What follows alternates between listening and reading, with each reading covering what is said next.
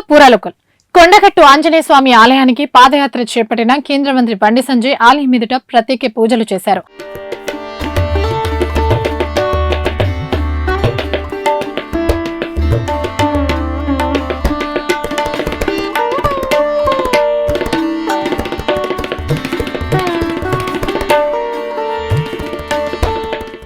అంజన్న ఆశీర్వాద యాత్ర పేరిట కొండగట్టు ఆలయానికి పాదయాత్ర చేపట్టి శనివారం రాత్రి ఆయన అక్కడికి చేరుకున్నారు.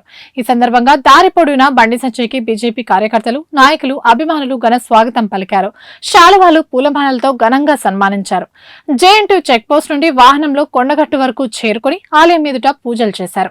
పాదయాత్రలో తన వెంట నడిచిన ప్రజా ప్రతినిధులు, నాయకులు, కార్యకర్తలకు బండి సంజయ్ కృతజ్ఞతలు తెలిపారు. స్థానిక ఎన్నికల్లో గెలుపొందిన తర్వాత స్వామివారిని దర్శించుకుంటామని తెలిపారు. మొక్కు తీర్చుకునేందుకు అంజన్న ఆశీర్వాద యాత్ర పేరిట శనివారం కొండగట్టు ఆలయానికి పాదయాత్రగా వచ్చి పూజలు చేశామని ఆయన తెలిపారు.